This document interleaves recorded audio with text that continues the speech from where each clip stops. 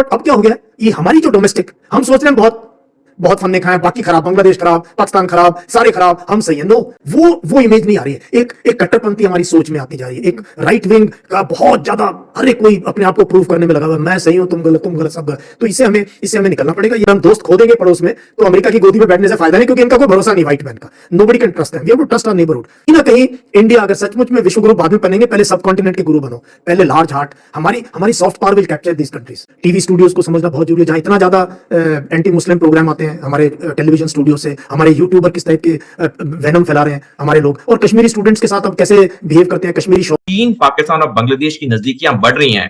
ये भारत की सुरक्षा और अखंडता के लिए आने वाले समय में दिक्कत पैदा करेंगी। आने वाले समय में भारत के लिए एक जंग जरूर होगा, और ये जंग होगा टू फ्रंट वॉर, जिसमें चीन पाकिस्तान खुले तौर पे भारत पे हमला करेंगे। हमें ये विश्व गुरु विश्व मित्र जैसी बातें बिल्कुल नहीं करनी चाहिए थी, जब तक हम आर्थिक तौर पे पूरी तरह से मजबूत होके नहीं उभर आते।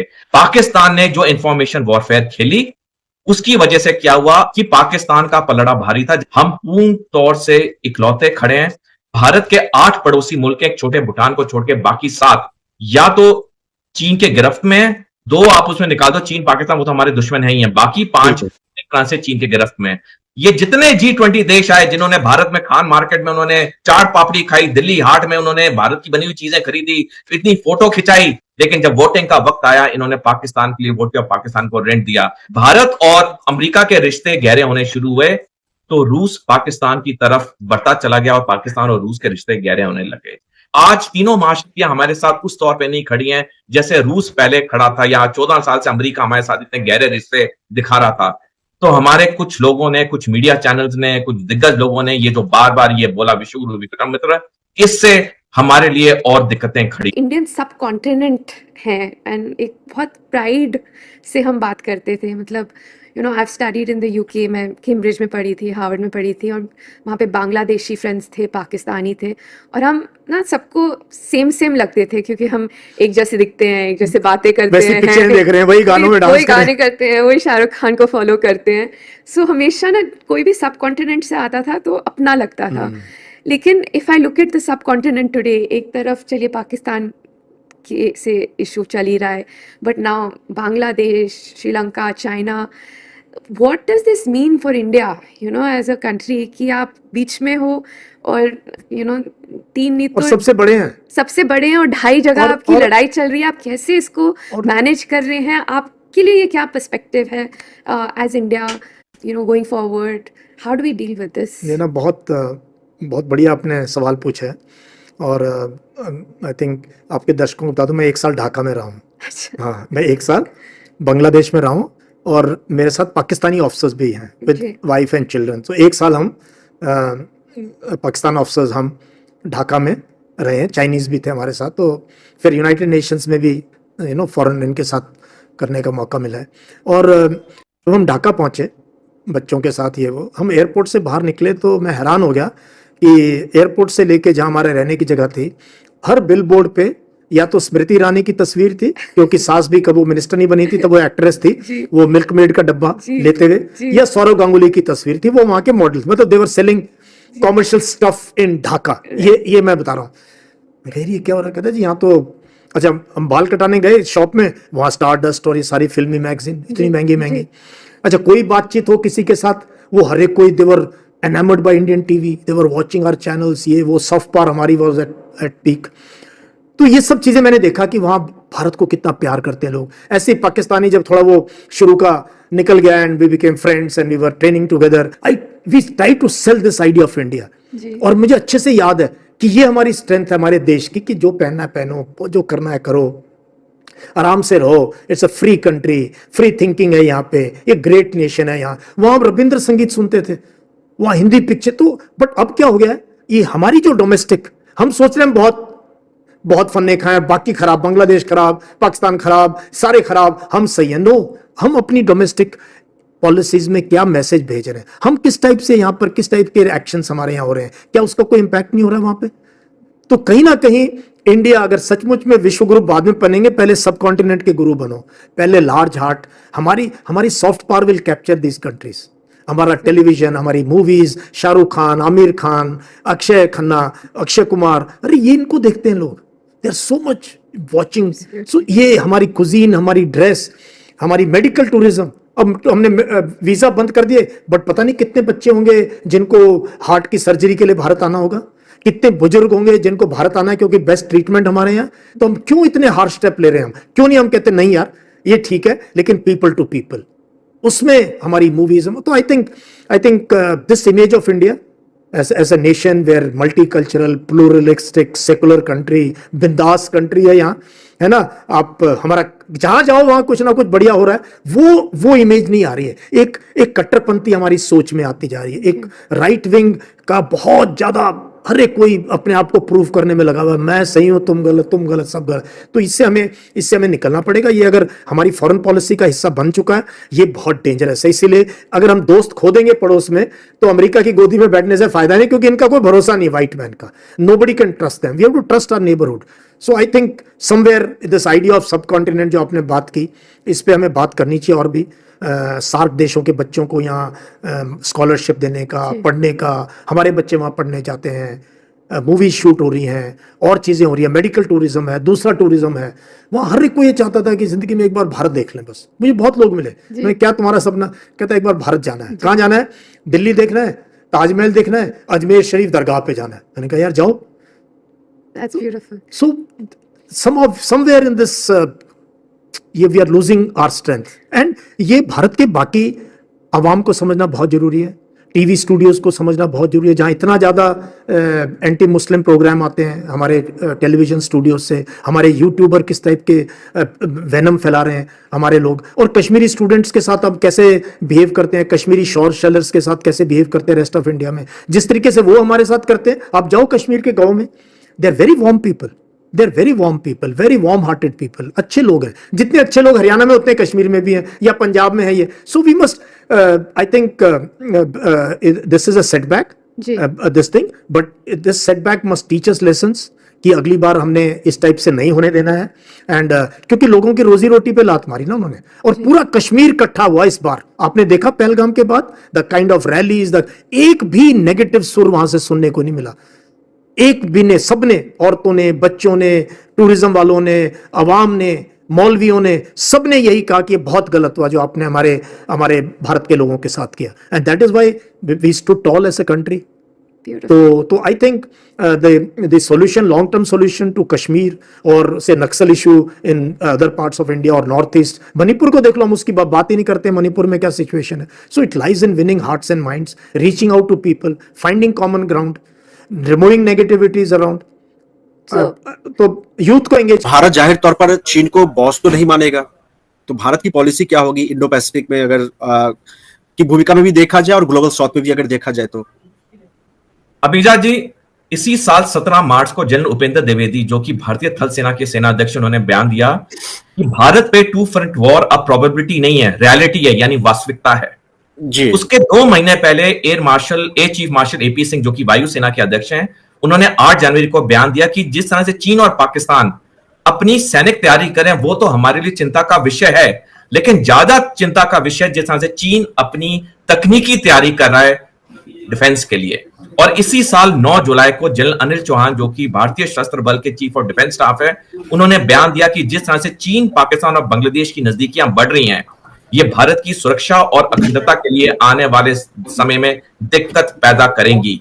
यानी तीनों बयानों से एक चीज साफ उभर के आती है, आने वाले समय में भारत के लिए एक जंग जरूर होगा, और ये जंग होगा टू फ्रंट वॉर, जिसमें चीन पाकिस्तान खुले तौर पे भारत पे हमला करेंगे। और ये मेरा जो आंकलन है, मैंने इस पे कई लेख भी लिखे हैं, ये टू फ्रंट वॉर 2030 के बाद कभी भी हो सकती है। 2030 तक इसलिए नहीं होगी, चीन का पहला सैनिक लक्ष्य, जैसे मैंने पहले बताया, वो है ताइवान। जब तक वो ताइवान पे हमला नहीं करता, वो कोई और युद्ध में हिस्सा नहीं लेगा। और ताइवान के बाद अगला हिस्सा होगा तवांग डिस्ट्रिक्ट, जो अरुणाचल प्रदेश में है, उसके ऊपर चीन की नजर है। और मैं 1 मिनट चाहूंगा, ये 2030 का जो साल है, ये क्यों अहम है, जो मैं कह रहा हूं कि 2030 के बाद कभी भी युद्ध होगा। अभिजात जी, 2030 में 3 बड़ी चीजें होंगी। पहला, चीन जो मेडॉक डैम बना रहा है, जिसकी कंस्ट्रक्शन इसी साल जुलाई से शुरू हुआ है, 2023 होगा। और ये मेडॉक डैम अरुणाचल बॉर्डर से महज 30 किलोमीटर दूर है, यानी कि चीन पानी का इस्तेमाल करेगा एक पंप की तरह। दूसरा, 2030 में चीन ने जो अभी 19 अगस्त इसी साल एक रेलवे लाइन का कंस्ट्रक्शन शुरू किया तिब्बत से जिंजियांग, वो 2030 में खत्म हो गया। तीसरा अहम बिंदु, आज जब हम बात करें तो चीन के 6 नेवल डॉकयार्ड्स में 2 एयरक्राफ्ट कैरियर, 15 परमाणु पनडुब्बियां, 200 युद्ध पोत का निर्माण दिन रात चल रहा है, और ये सब काम 2030 तक खत्म होना है। कि भारत अमेरिका के संबंध, खास करके विश्वास, जो संबंध में एक विश्वास का रिश्ता होता है, वो खत्म हो चुका है, यानी अमेरिका भारत के साथ नहीं है। हमें बड़ी छलांग मारनी होगी 2 क्षेत्रों में, खास करके, एक आर्थिक, दूसरा सैनिक। आज की तारीख में चीन हमसे 30 साल आगे सैनिक तैयारी में। अगर पाकिस्तान का पलड़ा जोड़ा जाए तो यह पलड़ा और उनकी तरफ भारी हो जाता है। 7 अगस्त 2023 को जनरल मनोज नरावने, जो कि भारतीय थल सेना के 28वें सेना अध्यक्ष हैं, उन्होंने द प्रिंट में लेख लिखा कि 2 फ्रंट वॉर भारत के लिए बहुत दिक्कत होगी। मैं जो उन्होंने शब्द लिखा, मैं उस शब्द का कहीं इस्तेमाल नहीं करता, लेकिन वो शब्द अगर आप लेख पढ़ेंगे वो और भी गहरा शब्द है। यानी हमारे पास 5 साल का समय है, हमें पूरी तरह अपने आर्थिक और सैनिक तैयारी पे फोकस करना चाहिए। हमें अपने देश के अंदर चीजों को बनाना चाहिए। हमारे व्यापारियों को चीन से कोई चीज इंपोर्ट नहीं करनी चाहिए, ज्यादा देश में बनाना चाहिए। लेकिन हम विश्व गुरु बनने की बात जरूर करते हैं, हम अपने आप को अभी से एक सुपर पावर के तौर पर प्रोजेक्ट करते हैं, जबकि हमारी अर्थव्यवस्था अभी करीब $4 ट्रिलियन के करीब है। चीन हमसे कई गुना आगे है, अमेरिका हमसे उससे भी कई गुना ज्यादा आगे है। इस परिस्थिति को आप कैसे देख रहे हैं कि अभी से हम अपने आप को विश्व गुरु कह रहे हैं, जबकि हमारे अंदर क्षमता अभी, मैं अगर पूरी ईमानदारी के साथ बात करूं तो अमेरिका को भी जवाब देने की तो नहीं लग रही है मुझे। चाहे डोनाल्ड ट्रंप अगर 50% हमारे ऊपर टैरिफ लगाने की हिम्मत करते हैं, तो हम तो रिटेलिएशन में कुछ नहीं। लोगों ने जिस तरह से बहुत ज्यादा डंका बजाया जब हम अभी पहुंचे नहीं थे, इससे दुनिया में एक नेगेटिव मैसेज चला गया। दुनिया की कई ताकतें जागरूक हो गई और भारत की जो प्रगति हो रही थी उसमें ब्रेक लगाने की पूरी कोशिश चल रही है। मेरी राय में हमें ये विश्व गुरु, विश्व मित्र जैसी बातें बिल्कुल नहीं करनी चाहिए थी, जब तक हम आर्थिक तौर पे पूरी तरह से मजबूत होके नहीं उभर आते।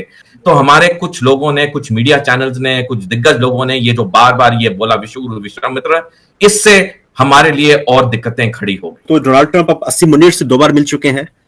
पाकिस्तान के प्रधानमंत्री शहबाज शरीफ से उनकी 2 बार मुलाकात हो चुकी है। जो पाकिस्तान अभी तक एक तरह से, पाकिस्तान सऊदी अरब के साथ एक डिफेंस पैक्ट करता है, वो गाजा में अब सेना भेजने की बात कर रहा है, विचार कर रहा है। कम से कम अमेरिका से अभी उसको एक तरह से गोदी में उठाया जा रहा है।